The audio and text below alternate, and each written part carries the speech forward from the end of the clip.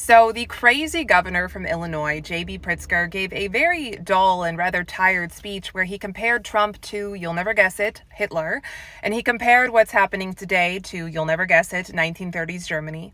And then he sat down with Jake Tapper, and Jake Tapper bizarrely acted as if this was a controversial and evocative comparison that might get Pritzker into a little bit of trouble. It should be a controversial comparison, but I guess Tapper has forgotten that the Democrats have spent the last decade comparing Trump and his supporters to Nazis, so really that comparison has lost a lot of the impact that it should have. But then J.B. Pritzker said this. Well, we're talking about the death of a constitutional republic. That's what happened in Germany in 1933, 1934.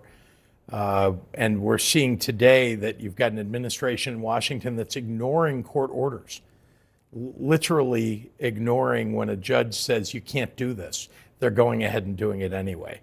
The question is, where does that stop? The courts don't have the ability to enforce their orders, and the president is supposed to obey them, but is not. The Democrats never cease to amaze me with how hypocritical they are. And all the while, they are propped up by legacy media, their propaganda arm, who feed you little bits and pieces of information in order to construct a narrative and selectively manufacture outrage inside of you. They have completely manufactured this supposed constitutional crisis that you keep hearing about.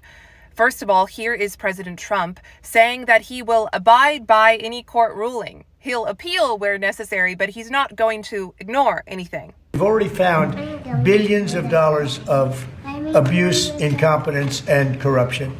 A lot of corruption. If a judge does block one of your policies, part of your agenda, will you abide by that ruling? Will you comply? Well, I always abide by the courts, and then I'll have to appeal it. But then what he's done is he's slowed down the momentum, and it gives crooked people more time. Second of all, here is AOC when she sat down with one of the biggest hosts on CNN and openly called for the Biden-Harris administration to ignore a ruling from a federal judge over the abortion pill. Is that I believe that the Biden administration should ignore this ruling. I think that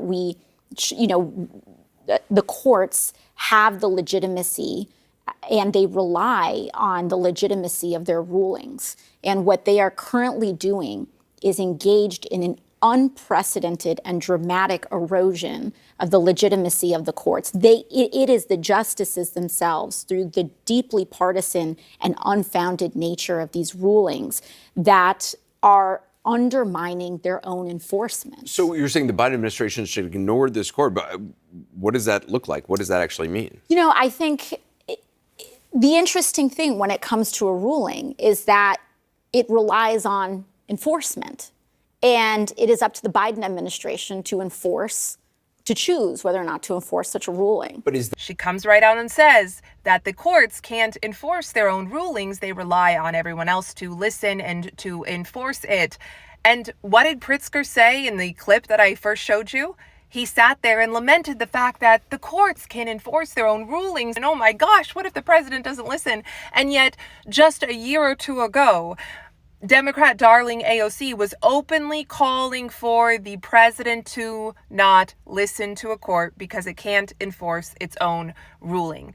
And did Anderson Cooper get up and storm out in an outrage? No, he didn't. Did the media call it a constitutional crisis? No, they didn't. And if that's not enough, here is Biden openly bragging about the fact on several occasions that the Supreme Court tried to block him, but they couldn't stop him from forgiving student loan debt. And of course, by forgiving student loan debt, I mean just transferring the debt to the American taxpayer who didn't actually take out the loan. The Supreme Court blocked me from relieving student debt, but they didn't stop me. So far, I've relieved student debt for nearly 5 million Americans. I announced a major plan to provide millions of working families with debt relief for their college student debt. Tens of millions of people in debt were literally about to be canceled, their debts. But my MAGA Republican friends in the Congress, elected officials, and special interests stepped in and sued us. And the Supreme Court blocked it. It blocked it. But that didn't stop me. So you had the executive branch bragging about the fact that the judicial branch made a clear ruling and tried to block him, but it couldn't. And somehow that wasn't a constitutional crisis, right? You know, I keep wondering, when is it that it's going to sink in for the Democrats that in order to actually have the moral high ground, they have to actually behave morally? But somehow it's okay when the Democrats do it, and you probably don't even hear about it when the Democrats do it. But it's not okay when there's even the suggestion or the hint that Trump or the Republicans might do it.